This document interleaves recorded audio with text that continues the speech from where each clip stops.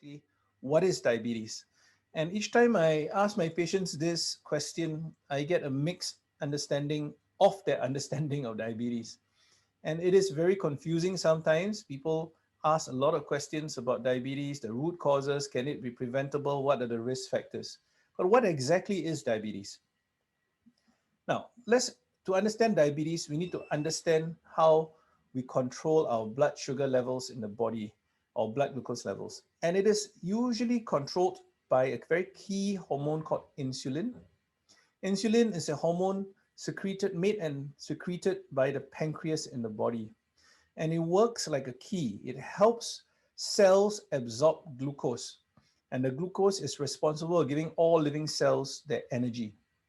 Now, by getting cells to absorb the glucose from the bloodstream, you keep glucose levels in the bloodstream under control.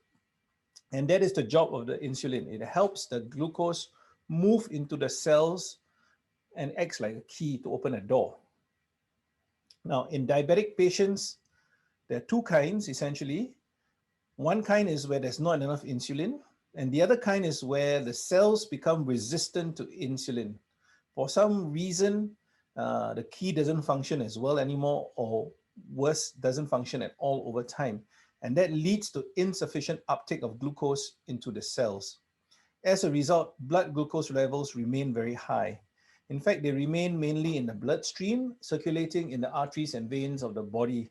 And that is why, because of the high levels circulating around, it causes damage to the arteries, and as a result, damage to the organs that the arteries supply, mainly the brain, the heart, the kidney, and the limbs.